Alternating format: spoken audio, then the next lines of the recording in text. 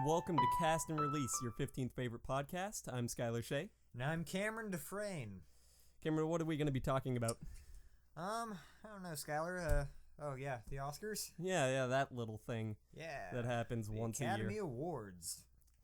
So, I figure we should start off with the controversy that you told me about earlier. Yes. Because I've got a few things that I do happen to want to say about it. Mm-hmm. Do you want to bring it up, or should I? I will. All right. So, there's a big fuss lately over the fact that all of the Oscar nominees this year happen, at least in the acting categories, which is 20 slots, they all happen to be white. Yeah, we've got a bunch of, I don't know what to call this, a cracker fest this year. Yeah, I guess we need to make up an offensive term for... Cracker Bowl? Just a honky, Anyhow, a honky-tonk. I think it's kind of, stupid to get mad over this, really. Yeah. Can you really get mad over this? So what? We don't have a really racially diverse, sweep of Oscars this year, but that shouldn't say anything bad about, the entertainment business as a whole, should it? I chalk it all up to a huge coincidence. There just happens not to have been that many performances this year by black actors, and that's fine. I will it's just say, coincidence, man. One of the biggest black move. Why are we focusing on black? We're kind of being racist ourselves right now. Any minority. Yeah, I think one of the biggest minority films of this year. Even saying minority film just kind of feels a little bit racist too. Yeah, don't you think? Anyhow, it's a film about minorities. That's okay. Fine. Actually, it got nominated for something I wouldn't suspect it to, but Best adapted screenplay? No, it's not best adapted. Well, Straight Outta Compton is the Yeah. movie I'm getting at here, and Yeah. I don't remember exactly what it's nominated for. I think it was costume design. Yeah, I'm gonna look that up something real obscure. quick. One of the technical ones. Mm-hmm. But we're just talking about acting. There are other categories in which minorities have been nominated this year. Oh, definitely. Alejandro Gonzalez Inarritu, Mm-hmm. director of The Revenant, Mhm. was nominated Best Director. And we have Emmanuel Lubezki nominated for cinematography in that film. So that's two minorities right there. So there obviously just isn't a racism. It's just that people problem. are having I think it's a bit of confirmation bias that oh yeah, the entertainment business is racist, and to prove it, the Oscars this year noticing anyone of a different race other than Caucasian. Yeah. Well, you're kind of this isn't the way it's always been. This is very selective. Yeah, Yeah. It's not like a black man has never won or been nominated for an Oscar. That's never happened. You have Steve McQueen, director of 12 Years a Slave. 12 Years a Slave won Best Picture. Yeah, that won Best Picture. Or maybe the argument there is that, they're just doing it to throw the scent off the trail. but anyway, like I was saying, Steve McQueen, director, he's a black man, and he won Best Director that year. And you have Cuba Gooding Jr., you have Morgan Freeman, you have Forrest Whitaker, you have Denzel Washington.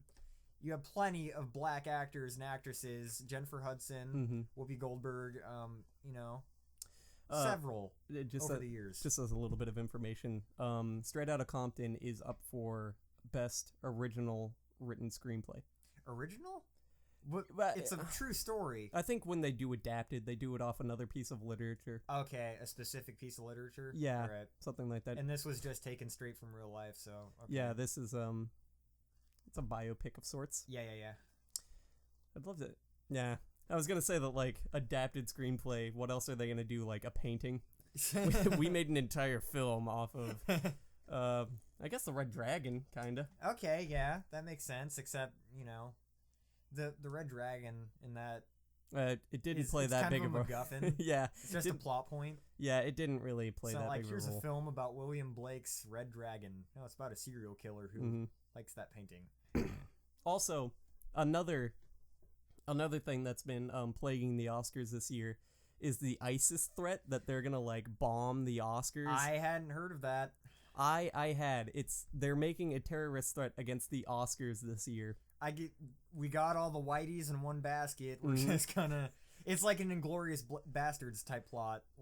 You have Hitler, you have Goebbels, you have all the heads of the Nazi regime in one building. for this opening night at this movie theater, Mm-hmm. and so you just blow them all to shit. Except for instead of heads of a government, we have What white people? white actors and actresses, Yeah. directors.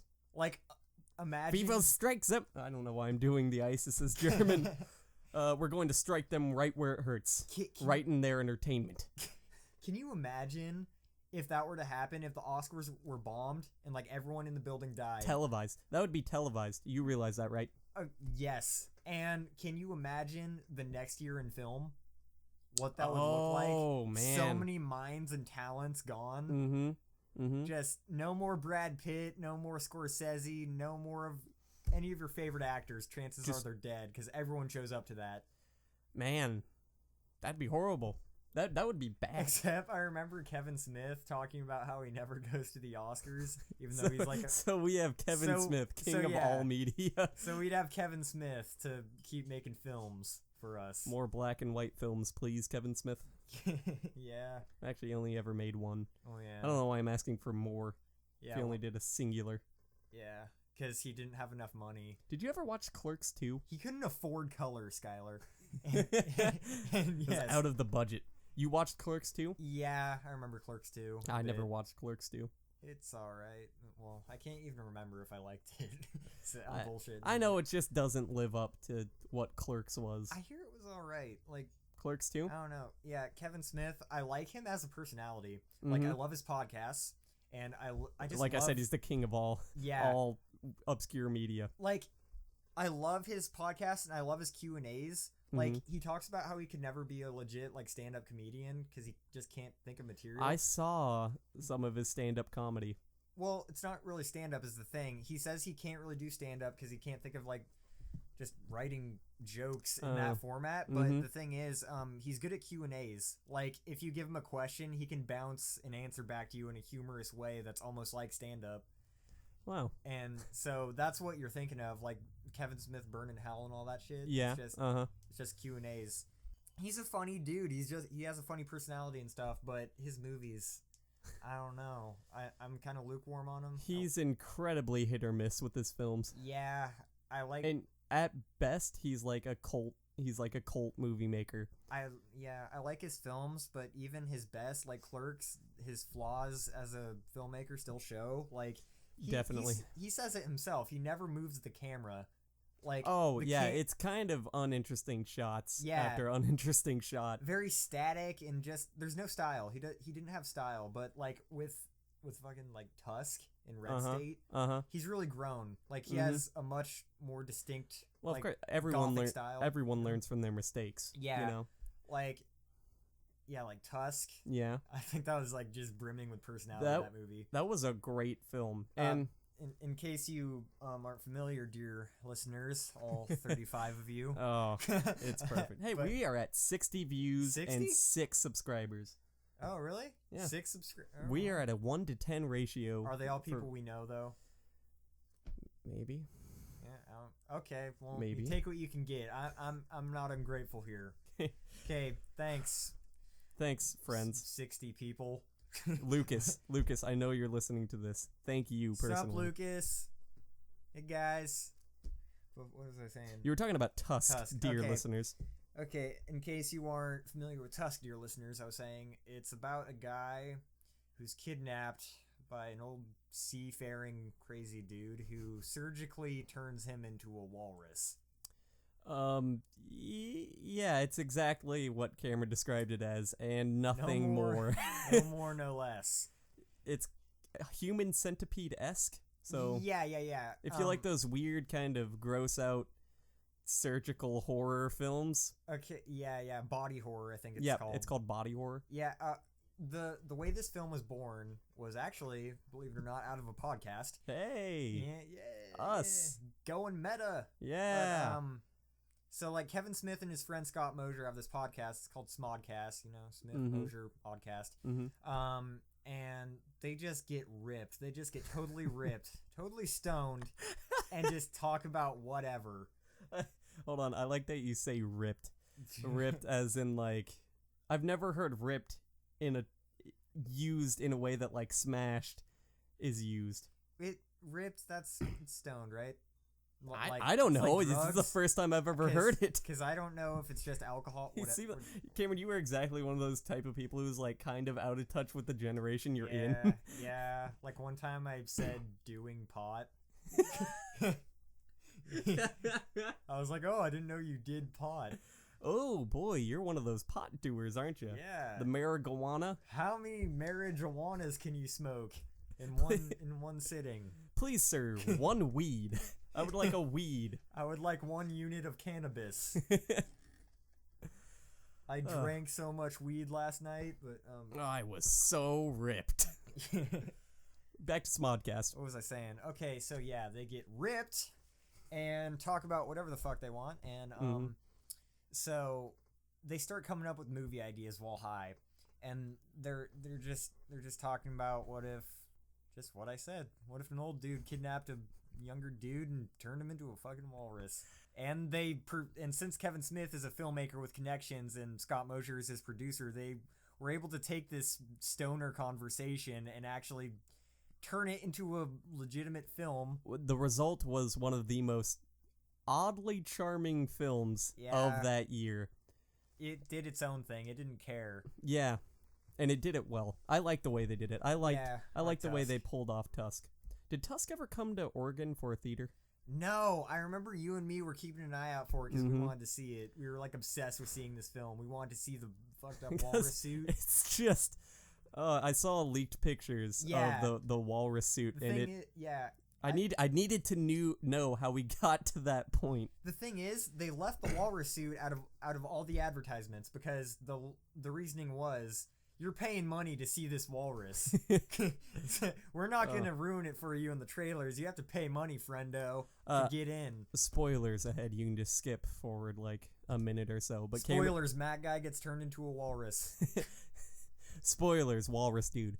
I love the scene where they were fighting to the death, the old guy and Mr. Transfer Walrus. Yeah. That sounds right. But except his character's name was Wallace.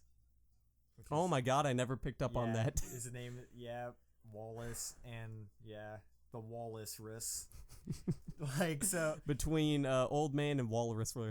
Walrus, whatever. And, and like Fleetwood Mac, Tusk, that the movie's named after, is playing. Yep. Don't say that you love me. They're just fighting each other to the death. The old guy had like this kind of fat suit, but instead of a human, it was a walrus, and he donned it, and they had a walrus fight with each other. Yeah, like... And Wallace won. Okay, that scene was inspired by Iron Man, actually.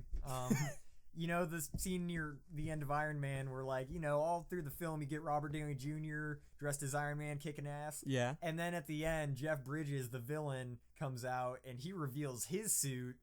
And it's like this huge mech suit, like 10 times the size of Iron Man. They fight. Well, it was inspired by that. So, like, you see Justin Long in this walrus suit. And then crazy old dude at the end, he pulls out his walrus suit, and it's all fucked up. And it got real. And he forces the Walrus to get into a fight with him in these suits, and then Walrus eventually nails him down and like just stabs him with his tusks. Oh, Chew, bitch. It's incredible, and like the suit that the old guy puts him in, it's like made out of human hides. Yeah. Of like... Oh, it was really creepy. People that he's kidnapped before. I didn't like that scene where the old man was having a conversation with Johnny Depp. With Johnny Depp. On the front porch. Yeah. That was just the strangest dialogue and just random shit jokes. Yeah, it just kind of... It dragged on. First off, it dragged on. Second off, I wasn't interested in any of that, really. I don't know, I just wanted to get back to Wallace the Walrus. Anyway, so this is an Oscars cast. Yeah, this is back to the Oscars after talking about Wallace the Walrus. Yeah, ISIS plans to bomb. Yeah. And the year following that is probably going to be a lot of avant-garde films. Yeah, we have no one. Because it's just going to be a bunch of independent filmmakers that are going to get paid by a bunch of these big name studios, and I don't know, it'd be a year of discovery You know, it'd definitely be a year of discovery. An entire new generation of filmmakers would have to immediately come out of the woodwork. It's like burning down in old forests. Yeah. You know, sometimes you need to just get rid of all of the old wood to bring in new life. Would there be an Oscars the next year? Would they quit the Oscars? Does the Academy attend the Oscars? The board members? Probably. Because if they do, they all die. No, because there's thousands of them. There's the Academy. What you think of the Academy is just a bunch of like old men in a really dark room with a screen playing, and then they all watch the movies and then they all discuss afterwards.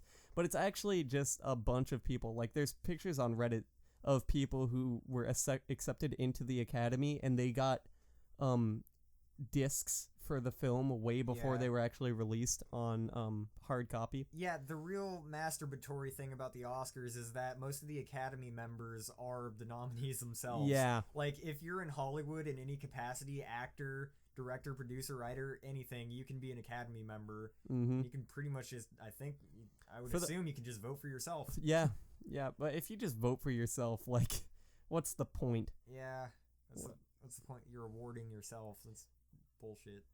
That makes Best Actor a lot better, because that means there were a bunch of actors who would have thought they did a good job in their own film, but then they're selflessly giving it to another person. Yeah. Just kind of accepting that they weren't good. Yeah. Enough. Right. Our sound guy, Mikey.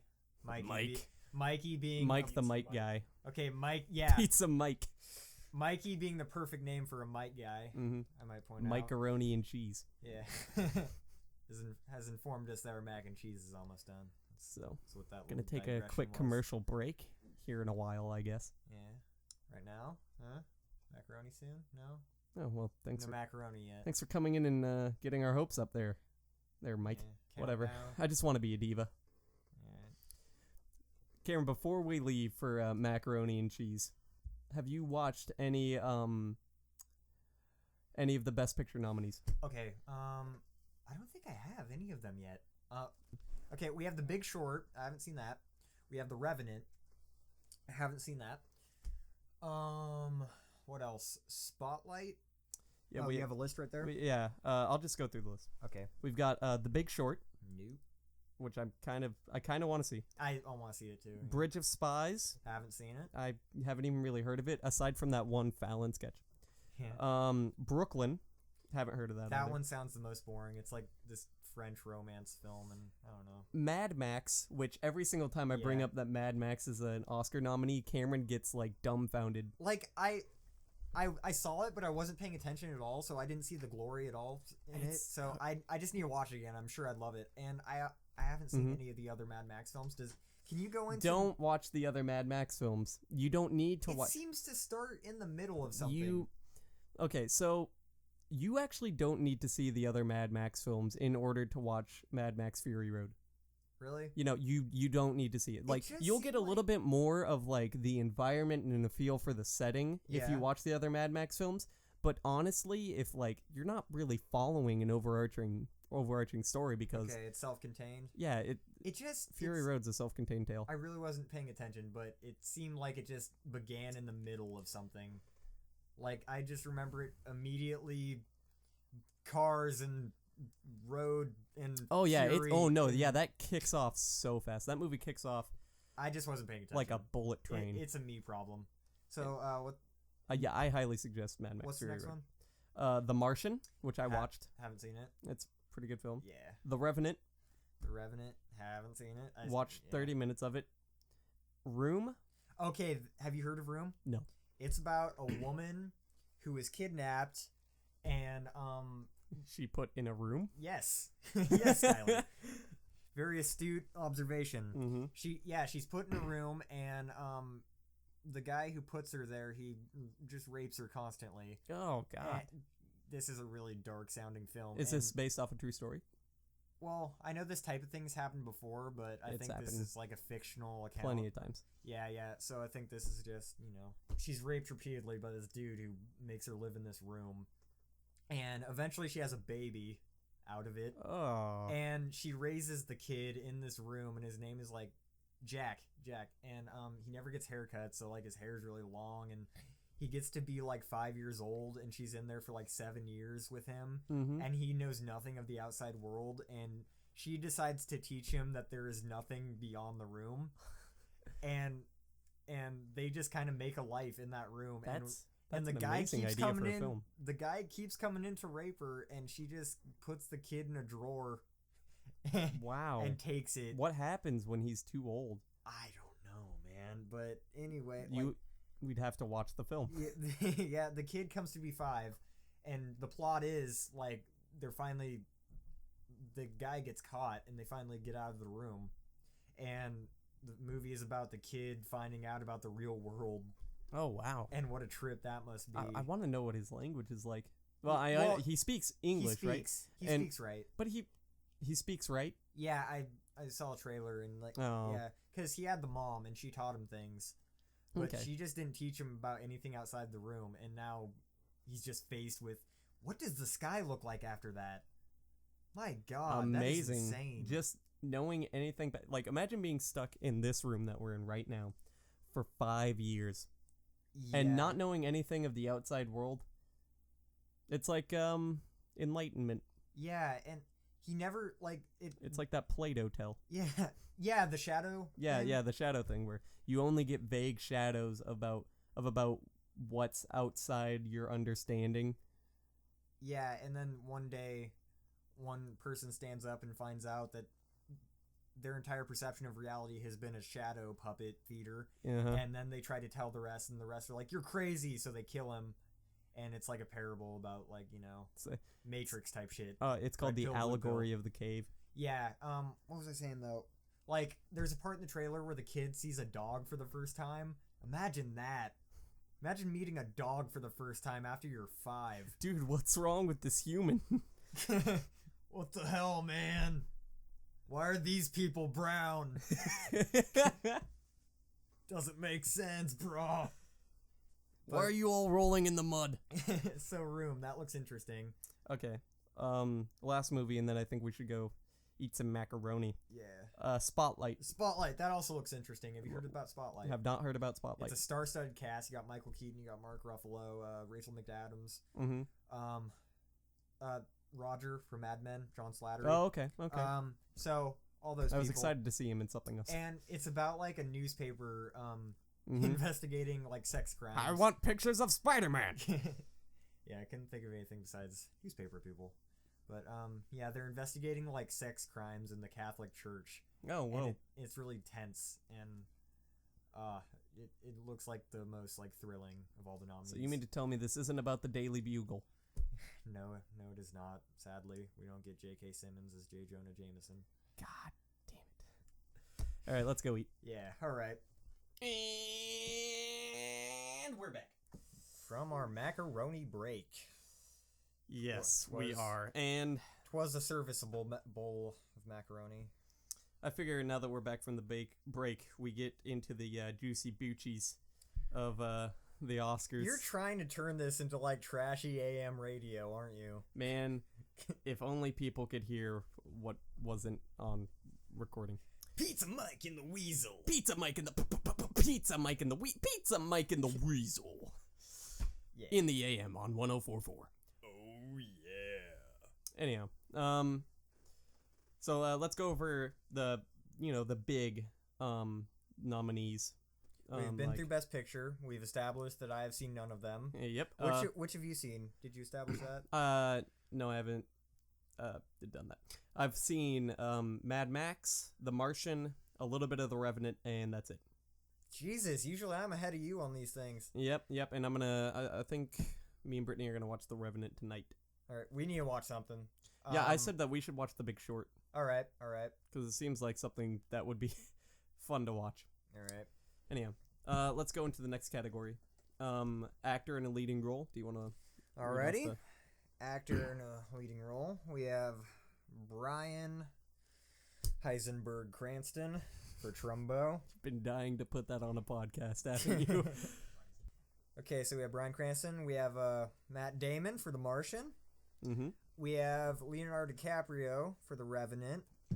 long Oscar denied Leonardo DiCaprio. Maybe he'll get it this year. That joke is overused. Yeah, Long Oscar denied Leonardo DiCaprio. Yeah, that is Michael Fassbender for Steve Jobs as the title character, and Eddie Redmayne for the Danish Girl as a transsexual. Hey, oh yeah, that's what or that movie was about. gentlewoman. I don't know. What is he? Man, sir. I'm being very offensive right now. There's some chop in these waters. Anyhow, Anyway. I think honestly that DiCaprio is gonna win. Yeah, if only for the fact that he's been denied for so long. I honestly hope it's not because of that fact, because out of what I've seen of The Revenant, which is 30 minutes, he has performed an Oscar deserving performance in that film. Very little dialogue, right? Yeah, he doesn't like, for most of the bulk of what I've seen is from the first 30 minutes is he talks like a bit at the beginning, and then the thing happens. Yeah. And then he's incapacitated. spoilers. Yeah, he's incapacitated for the remainder of what I had seen. So I haven't seen him talk again, but just like the emotion in what I've seen him do is worth it to me. Like, from that plot synopsis, it doesn't sound like you would get like best performance of the year out of that material, but well, I'm just saying, squeezes it out of there. I'm in personally, I think he squeezed it out for me. Of course, I haven't seen any of the other nominees. Yeah. So take what I want to say with a grain of salt. Yeah, you know. Oh no, I have seen The Martian. Matt Damon. Matt Damon was nominated, but like, what kind of material does he get to deserve a Best Actor nomination? What's he do, really? In terms of acting. Yeah, he's got a little bit of comedic chops to it, but the bulk of it is like just seeing him grapple with insanity of being on Mars alone for that long, like 97 souls or whatever. Okay, so he conveys the toll it takes on his psyche. Yeah. But he conveys it in a very lighthearted way, which I think. Okay, so he gets by on charm, would you say? Yeah, he's definitely getting this for the charm he had. Okay, so film. It's like Christoph Waltz in Django Unchained, for instance. Just steeped in charm. It's not like Christoph Waltz conveys so much dynamic emotion in that film, but he's just being Christoph Waltz, being a charming bastard and just doing a good job of it. And he got the Oscar for it. And same thing with Cuba Gooding Jr. and Jerry Maguire. That's all he did was be charming. Yep. And got the Oscar. Show him the Oscar. Yeah. Such a funny joke. Good quote. You have more you want to say there, Cameron? I was just gonna say, I just want to be able to say Oscar winner Bryan Cranston. I'm happy. I'm elated as it is that I get to say Oscar nominee Bryan Cranston. That is forever attached to his name. I'm just excited to be able to say Oscar winner Matthew McConaughey. Yeah. Too. Still riding off that high. That's pretty great. But the thing is, I would be happy to say that about any of those nominees. Let me see it again. Go ahead. I would love... If you want to go through the entire list, you can say Oscar winner this, Oscar winner this, Oscar winner... Well, shit, that's basically what I was going to do. I'm just saying, I would love to say Oscar winner Bryan Cranston, Oscar winner Matt Damon. I mean, he's won for writing, never for acting, though. Yeah. Him and Ben Affleck are winners for Good Will Hunting. Mm-hmm. And, you know, I'd love to say, obviously, Oscar winner Leonardo DiCaprio. Mm-hmm. Oscar winner Michael Fassbender, and, you know, well, Eddie Redmayne already won, so, you know. So what else? We already say that. Yeah, whatever. It's just Oscar winner. But yeah, those are all actors that most of them haven't won, and those are all actors I'd love to see with an Oscar. And something under their belt like that. Yeah, just that prestige. Mm-hmm. Next category, of course, is actress in a leading role. Kate Blanchett in Carol, Brie Larson in Room, Jennifer Lawrence in Joy, Charlotte Rampling in 45 Years, and Saoirse Ronan in Brooklyn. All right. I've none of these. I haven't seen any of those. I haven't seen any of those. I hear that Joy was like mediocre, except Jennifer Lawrence just kind of saves it. I could see that happening. Kate Blanchett just always kills it, no matter what. Every single year, you can hear that name. Yeah, she's like the next generation Meryl Streep. Yeah, she's the next Iron Woman. Yeah, if not, well, I don't know if Meryl Streep is done being the first Meryl Streep, so... I don't know. Well, she isn't nominated for anything this year, is she?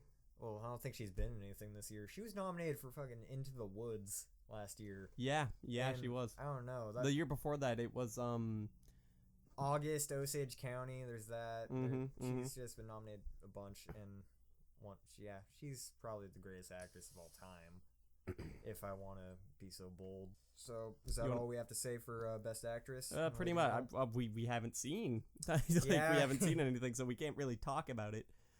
But, how many of those are in Best Picture nominees? You have the chick for Room. Oh, yeah. So... Let's see. And my only obligation every year is to watch every Best Picture nominee. Yeah. So some of these I'm gonna see, like the Chicken Room, because I'm gonna watch Room. Yeah, we got Room and Brooklyn. Brooklyn, oh yeah, I keep forgetting about Brooklyn. I have no idea what that is. French romance. Here, I want you to triangle shit. I want you to read this one because this has my favorite Oscar nominee in it. All right. Best Actor in a Supporting Role. Christian Bale for The Big Short, Tom Hardy for The Revenant, Mark Ruffalo for Spotlight, Mark Rylance for Bridge of Spies, and Sylvester Stallone, again playing Rocky Balboa for Creed. Rocky? Yeah, I just love... It's just great. Like, you never would have thought he would get a chance to be nominated for that role again. Yep. And... I just love reading Sylvester Stallone, like, Oscar-nominated actor, seriously. Again. For the same role he played all those years ago. Yeah, and he was nominated then too. Yep. Is that the first time it's ever happened that one actor was nominated for the same role in two different movies? I'm trying to think of like, there's no other like trilogy or. Oh wait, anything. no, you have Al Pacino for The Godfather because. Oh, parts 1 and 2. In part 1 he was nominated Best Supporting Actor, and in part 2 he was nominated Best Lead Actor. So you have that. That might be the only other time though. Okay. But yeah, well, now he gets to sit in a category with Al Pacino, so. Yeah. Sylvester Stallone, like, there was a time in the 70s when he was, like, first up and coming, like, when he won the Oscar for Rocky for, like, Best Picture, because he wrote that film. And, I think he won Best Original Screenplay, and, but there was a time when his star was on the rise where they thought he was going to be part of the, tradition of great Italian actors. Yep. They thought he was going to be in the same league as Al Pacino and Robert De Niro. And he certainly has the same talent, but he took a different trajectory. He didn't go for the artsy... he went for the more... commercial route. Yeah, he went the commercial route. Yeah. Which is, that's fine. I mean, yeah. He's still a great actor for everything that he's done. Talent. First Blood is actually a really great movie. When he breaks down at the end talking about trying to put his buddy back together. Yeah. And, he displayed great acting in Rocky, and he just went, the route of action cinema, which is fine. And I never thought we'd get a return to serious dramatic work from him. Have you seen him talk about that screenplay he wanted to make for... About Edgar Allan Poe? Yeah. I want him to make that. Yeah. I want him to feel safe enough to do that. It's so depressing because he said that it'll never see the light of day because he just isn't confident that he has the skill to yeah, he's afraid that first off it'll be tacked on as a Sylvester Stallone film. Yeah. Which no one wants to go see the story of Edgar Allan Poe written by Sylvester Stallone. Yeah. I'm pretty sure it's probably going to be a great script because he wrote First Blood, right? But like wait, did he write First Blood? Yeah, I think he wrote First Blood. But the thing about First Blood and the thing about Rocky. He wrote Rocky. That's Rocky. Sorry. But the thing about Rocky is that's in his wheelhouse. That's something that he's a big fan of Poe. Yeah. He's a really big Poe fan. But like, write what you know. And I feel like, I don't know how he grew up, but I feel like the rags to riches type material behind Rocky is probably closer to his experience than anything having to do with Edgar Allan Poe. Yeah. So I don't know how... Well, going by that logic, no one should make a biopic. Yeah, that's true. Right? Okay, good right. point. I don't know. I can't write a movie about Howard Hughes unless I'm a fucking billionaire eccentric who pisses in jugs. Whereas And wears Kleenex boxes there you go. for shoes. Yep. He traps himself in the desert for days and then hitchhikes a ride home with Can some you tell random that people. story? Oh, okay. So, for any of you who don't know This is a lot amazing. about Howard Hughes, really crazy, eccentric dude, made the Spruce Goose, among other things. Yeah. And he would do this thing where he would not tell anyone, because he spent a lot of time in Nevada, in Las Vegas. He would just go out into the desert and like try to live there for days. Just days and days on his own, right? What the fuck would he do? Make a fire and With try what? to forage for like scorpions or something. It's the desert. It's Just- open plain. How do you man, make a fire? The image of like Howard Hughes like crawling through the brush, richest man like, on earth. Did he like go trying to get a scorpion. Did he like dress for? Did he dress for it, or Probably did he not. go out in his fucking like billionaire suit? From what I heard, it's like just he did it on a spur of the moment, right? Yeah, and he's a businessman, always wearing 3-piece suits and shit. And he's Yep. the richest man on earth. So And I wonder if he would just totally go out- out there in his fucking Probably. Brooks Brothers, you know. Mm-hmm. Probably took whatever he had on him. Except like he would just kind of hang out in his home theater naked. So maybe he just went out buck ass naked into the forest. Well, or no, the they desert. they found him with clothes. Okay. Anyhow, so he goes out into the desert for I want to say a week. Yeah. My memory of the story is a little bit hazy, but I want to say he was out there for like a week, right? Mhm. And on the 7th day, he woke up and walked until he Sounds found like fucking Jesus. he walked until he found Howard Hughes is Jesus. He walked until he found a road, and mind you, been out there for 7 days. He looks horrible, just trash, surviving off of whatever you can find in the middle of the desert, Sand. sleeping in the dirt. Just eating some fucking sand. Yeah, probably woke up with a scorpion on his mouth. Went and tried to get a hitch a ride, like, you know, thumbing it. In the And desert? yeah, and well, it was a desert highway that obviously led to Las Vegas, because any kind of road in Man. Nevada either goes to Reno or Las Vegas. I'm just picturing or like Crescent City. Hunter S. Thompson and Dr. Gonzo Yep. just pulling up in their convertible, Yep, giving him a lift. it's one of those Ah. roads. So yeah, just imagine That's a him. story that needs to be written. Okay, Just go on. imagine him like alongside one of those roads, you know. People are passing him by because he's totally unrecognizable. Mind you, he probably wasn't that much of a household name at the time, I guess. I don't know. What's I mean, do you know? do you think? Do you know the rich fucking like oil heirs of today? No. Just No. Off the top of your head, no. No, yeah. So he looks totally scruffy, doesn't look like a billionaire at all. And this couple picks him up, and they decide to drive him into the town, and he says he's just gonna like wait it out, right? He's gonna wait it out and see how these people treat him. So he gets into town, and mind you, these people are really low on money. It's a couple, and they were taking most of what they had. You know, they'd been saving up for a very long time. They went to Vegas, and they were just gonna try to enjoy themselves for a little bit, with whatever little amount of money they had. But they offered him. They stopped to get some gas. They offered him food out of like the money that they were gonna use to like gamble or try to enjoy themselves. They offered him some food, and he declines. He declines. He goes the rest of the way to Las Vegas with them, and when they get there, he reveals his identity and gives them like $2 million, or just an exorbitant amount of money that will like keep them set forever. And Just thanks. yeah, thanks. It changed their life, Seriously. and that just like displays the kind of weird dude that Howard Yeah. Hughes was. He was just the world's greatest eccentric. Yep. God, now I'm trying to think of a Howard Hughes story because there's so many. Just him just camping out in his home theater, Naked. pissing in jugs, Mhm. and just having people bring milk to him. But Building a plane out of wood. like he had them like hold it. He had them bring him like a bag of chips, and they had to hold the bag at a certain degree angle, in order to give it to him. And he just had the That's not 43. He just had the worst case of OCD that ever was, and he was a hardcore germaphobe, and he would like fire like a janitor if he looked dirty. Yep. And just random shit like that.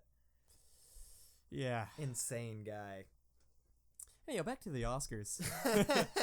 Ah, man, sometimes I wish I could remember where our tandem train started. Yeah. Like, what brought us into Howard Hughes. Anyhow. Finally.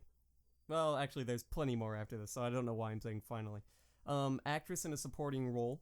I know you've seen one of these movies. All right. Jennifer Jason Leigh for Hateful Eight, that's it. Yeah, in The Hateful Eight. Yep, seen that. Rooney Mara in Carol, Rachel McAdams in Spotlight. All right. So we're gonna see her. Alicia Vikander in The Danish Girl, and Kate Winslet in Steve Jobs. All right. I like Kate Winslet. She's always been my celebrity crush next to Uma Thurman. Mm-hmm. I need you to tell me, how was The Hateful Eight? It was great. It was hateful great. Is it recognizably a Tarantino film? It most definitely is. It Okay. most definitely is. It's it's got the signature violence, it's got the dialogue, it's got frequent use of the N-word. Like the kind of weird, I just want to say cinematography is very spastic, kinda, in a sense. I think he got nominated Best Cinematography. It's probably in there somewhere. I'm gonna look it up. Robert Richardson, he's the guy who does all of Tarantino's cinematography, and he always gets nominated, like Inglourious Basterds, Django Unchained, and now this. And cinematography is on par as usual. Mm-hmm. And yep, it's in for cinematography. Yeah, I don't want to say it's spastic necessarily, but well, that's just the feeling I get. It probably is. I'm just not remembering, but yeah, it's Tarantino, all right. Okay. And it's just very, very tense. It's Yeah. a very tense film. It's a cross between, as Tarantino compared it to, he said it's a cross between Reservoir Dogs, his first film, and The Thing. Oh, okay. And a Western. So I kind of get what they're going for there. Yeah. It's a bunch of people in a room, which one is fucking the rest over. That kind of film. And great tension, just great dialogue. Great violence, just astounding. just glorious violence. Glorious buckets of blood, dude. Anyhow, next up is one of my favorite categories. Oh, animated feature film. I do love animated feature films. Okay, I'm not gonna lie. There's only one of these that I give a shit about. Oh, it's not no contest this year. Well, actually, only one of these I've actually seen. Animal Lisa, Boy in the World, Inside Out, Shaun the Sheep movie. Wait, can you say that again, Cameron? Inside Out. One more time. Inside Out. Thank you. And When Marnie Was There. Now, as you can tell, the only one I've actually seen that I vouch for is Inside Out. I'm not. We talked Inside about it. Out. We talked about it. We talked about it last week. Yeah, we spoke about it at length in our last podcast, and just refer back to that if you want our thoughts. I think we should just say something little about it. Fantastic film. Fantastic film. Mature film. Yep, very mature for a child's Great movie. Themes. I should probably cauterize it there before I start repeating myself. Okay. Something Cameron is a fan of. Cinematography. Yep. Up first is Carol, The Hateful Eight, Mad Max Fury Road, The Revenant, and Sicario. Roger Deakins, he did Sicario. Ooh. And he's never won. He's been nominated several times. He does all the Coen Brothers films and all of Sam Mendes films, and he's just my favorite cinematographer. And okay. I said, oh, okay. No, him. Okay. What were we saying? Oh, okay, we were talking about cinematography, and I wanted to touch on, our fan base, if we have earned the right to call it that. At this point, probably isn't the type to know what cinematography is exactly, and just to clear that up, it's the photography of a film. It's all the visual aspects, basically, any time that you see the camera move, or it's anytime you're looking at anything in a film, that's all cinematography. It's a lot of things. It's movement of the camera. It's color palette. Believe it or not, great thought is put into the color of objects you see in the frame, and that's a visual component. So that's cinematography. It has to do with framing. Just everything you learned if you took a photography class, like still photography, applies to cinematography. just imagine moving images rather than still. Mm-hmm. And I think that touches all the bases. Basically, it's camera moving, camera what you're looking at. It's a very exact science. Just just the entire visual science and method.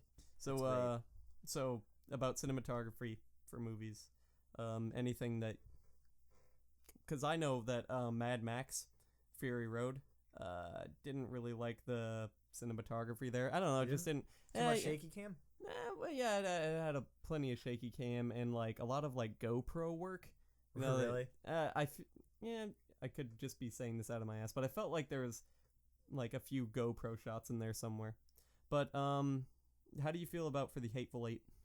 Hateful Eight had great cinematography. I remember lots of great lighting. That's the other thing about cinematography, lighting. Mm-hmm. Like, it's very hard to achieve serviceable lighting, believe it or not, to make something look rich and cinematic. And yeah, I mainly remember like very rich lighting and the winter landscapes and wide shots and stuff like that. It had a good visual flair. So that being said, I think The Revenant's gonna win. Yes, just for another one of those really long tracking shots where they hide the cuts very cleverly. Yeah, and I hear that there's very great, well filmed action sequences in that film. Within the first 30 minutes, again, it had a really amazing, intense, very intense action sequence within the first 30 minutes. And if that is to win Best Cinematography this year, then that would make it the third year in a row that cinematographer. Yeah, that would make it Emmanuel Lubezki's, one of my favorite cinematographers. This would make it his third Oscar win in a row. The first in the streak was Gravity, and the next was Birdman. And this one is The Revenant if he wins. And it's kind of like a long shot sandwich where Gravity started out with a 13-minute long opening sequence. Birdman is the summit of the mountain, and then Revenant is going down that mountain.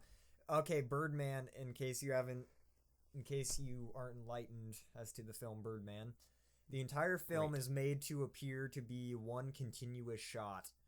That sounds self-explanatory, but do you think non-film geeks would know what I'm talking about when I say one long continuous shot? No, yeah, that should cover it. Like just no cuts at all. Except there are cuts, except they hide them so that you don't notice they're there. They'll go down a dark hallway and hide a cut in there. Then when you come out, it just continues, and it's all basically all inside of this theater house. Yeah. And it's one continuous shot. And if you want an example of like impressive cinematography, because imagine that for a second, you have to remember all of your lines and do them all in one fell swoop, in one go through, and everyone has to hit their marks perfectly, because moving a film camera is no easy task. Yeah, is no small feat. It's a huge mounting challenge. And to just have to continuously move it throughout an entire film in one fluid motion, and for everyone to hit their marks and remember their lines, and you got to imagine how many takes were fucked up by someone forgetting their line and them having to start over all the way over, and that's insane. Man. So yeah, Birdman, very impressive, if not on a thematic and writing and directing level, then on a cinematography masterpiece. Yeah. So Cameron, I think we should round it out with this category. All right, Best Director. Okay. Adam, here we go. Okay, I don't see the names here. It doesn't give you the names. It gives you the films. Let me see if I can remember. The Big Short, I believe, was directed by Adam McKay, director of Step Brothers and Anchorman and Talladega Nights. Don't knock him. Come on. I'm not knocking him. I'm just saying it's just a strange transition. Yeah, it really is. To go from Will Ferrell comedies to a Wall Street comedy drama. Yep. I love those films. Yeah. I'm just saying that's a big transition. Mad Max Fury Road, which I believe the director's name is George Miller. Yep. The Revenant, the director Alejandro Gonzalez Inarritu. Mm-hmm. Room, I have no fucking clue. Spotlight, also no fucking clue. I'll look him up. But I think it comes down to Mad Max or The Revenant. Mad Max. Probably Mad Max. That must have been a very difficult movie to direct. Yeah. Everything takes place in cars, and it's all action sequence. Always moving, you said. Yep, Like, it's always moving. There are very few scenes in that movie where it's not happening where inside it breathes. Yeah, there's no breathing. It's a very its pacing is phenomenal, and it's like just shot after shot of like moving cars. There's nothing in the film. Well, there's very few scenes in the film that aren't taking place inside of a moving vehicle, and you just get like this big adrenaline rush. That just never lets up.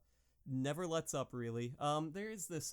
They do give you a slight breather towards the end of the film, but then it picks immediately right back up and just keeps you going through the entire thing. It's an amazing. It's an amazing heart pumping movie. It's intense. It's an intense movie. God, I really need to rewatch that. I don't know. Yes, you do. I don't know how I didn't catch the brilliance of it the first time, because everything I'm hearing about it, I just didn't catch. It's like with any movie, really. If you want to catch how great it is, you gotta pay attention. Yeah, you gotta pay attention. Yeah. You weren't paying attention. I don't fault you for that at all. Yeah. And The Revenant, which I have a feeling will win. Yeah. Because will this be his third year in a row too? Second. Second year? Yeah, he won last year for Birdman. Mm-hmm. Same director directed The Revenant, made Birdman. Yeah. And yeah, what I was saying about not paying attention. It's a long-running habit of mine. As big a cinephile as I am, I'm terrible at following plots, and I just kind of have a short attention span sometimes. I'll just throw on Schindler's List while doing the dishes. I'll throw on the heaviest shit that you just kind of have to be very cerebral and pay attention to, and just kind of chuck it on while I'm doing chores. Lenny Abrahamson. Wait, what? Lenny Abrahamson directed Room. Room? All right. Yeah, what else? That sounds like an indie, because Room, I believe, is an indie film. Yeah, so. He's got quite the record. Listen to this. Adam and Paul, Garage, What Richard Did, Frank, and Room. What? I've heard of Frank. I've never heard of any of those movies. I'm gonna be honest. You directed all those? Yep. Huh. Okay, so this guy's been around the block. Mm-hmm. I've only heard of Frank. That's where Michael Fassbender wears a mask and there's a band and yeah. Sounds great. Yeah. And then Spotlight is directed by Tom McCarthy. I think I've heard of him. Go to his what's he done? Meet the Parents. Wait, what? Tom McCarthy? Yep. Good Night, Good Luck. Good Night and Good Luck. What? Okay. Here's where you remember him from. He directed such television series as The Wire and Law and Order. Wait. And Boston Public. Are you sure you're on directing? Because 2 of those movies you named, I was certain. Oh, nope. He's appeared in those. Hold on. I'm going to. Because I was going to say, Jay Roach directed Meet the Parents, and George Clooney directed Good Night and Good Luck. I am an idiot. Okay. Hold on. Writing, directing work for The Independent... The Station Agent, The Visitor, Win-Win, and Spotlight. All right. Never mind. He's appeared in all of those things I listed before. So he's also an actor. Yeah, also an actor. Huh. All right. He's appeared in Meet the Parents. This guy knows his shit. I guess. He's been around the block. Yeah, man. He also had something to do with $1 Million Arm. Oh, yeah? Was he John Hamm? Or was that John Hamm? I think John Hamm was John Hamm in $1 Million Arm. He's often typecast as John Hamm. This director? No, John Hamm. Oh, yeah. He's always playing a John Hamm type. Yep. You know? I feel like he needs to diversify, find some range, get away from the idea that he's John Hamm, and find his own identity. He should be less Hamish. Yes. You know? Quit hamming it up. Man, I took that to a horrible place, didn't I? Oh. This is Tom McCarthy. Bravo, sir. That's Tom McCarthy. No, I don't know. I don't recognize him. Anyway, yeah, Alejandro G. Inarritu. Gonzalez. That's a strong middle name. Those are all strong names. Yeah, every single one of them. I have a feeling he's going to win directing. You could put those names in any order and you'd have a great name. Gonzalez Inarritu Alejandro. Kind of clunky, but... It gets there. It gets there. It gets the job done. Mm-hmm. That name will get you laid. Inarritu Gonzalez. Inarritu Gonzalez. This Inarritu as a first name is great. Inarritu. So, that's the Oscars, or at least the most important bits of the Oscars. Yep. When did they air? February, right? I don't know the exact date. Yeah, it's sometime in February. Something. I think it's early February. This doesn't seem like as strong a year as previous years. No. Like, the last 2 years were great. But then again, this is coming from a guy... You have watched the last 2 years. But I'm going to admit the last year was fantastic. You had Birdman, you had Whiplash. Mm-hmm. Whiplash is a perfect film. I don't care what you say. You had stuff that wasn't even nominated that was great, like Nightcrawler. Oh my god, Nightcrawler is such a good movie. It's a travesty that Jake Gyllenhaal wasn't at least nominated. Yep. He played like the perfect autism spectrum sociopath. Yep. Who just he never blinked, and it was very unnerving. He never stuttered. Really creepy. Yeah, just very unsettling performance. Yep. Very great climax of that film. All in all, not that strong of a year compared to years past. That was actually kind of bullshit of me to say because I haven't seen any of the Best Picture nominees, but they just don't appeal to me as much as previous years. Like before that, even last year you had was last year Grand Budapest Hotel too? Yes, it was. God, that was a solid year. That was a great year for film. Actually, I think we've said this about last year too. Is when you and I are in it, we don't feel like it's that great of a year. I remember thinking nostalgia goggles. Yeah, nostalgia goggles. Bringing it all back to last week. Yeah, man. We keep making homages to our pilot episode. Mm-hmm. But the year before that, you had some of the greatest directors putting out films. Like, you had Martin Scorsese. He made Wolf of Wall Street. Mm-hmm. You had the Coen brothers, which this didn't even get nominated for anything, but Inside Llewyn Davis. That was a great film. And what else was there? You had Dallas Buyers Club. You had Gravity. Yep. Just great films. Can I tell you something about that year of the Oscars? No, fuck you. So, I think it's time to wrap it up, Cameron. Well, this has been our Oscars cast. This is Cast and Release, and remember, children, to always save the best for cast. Good night.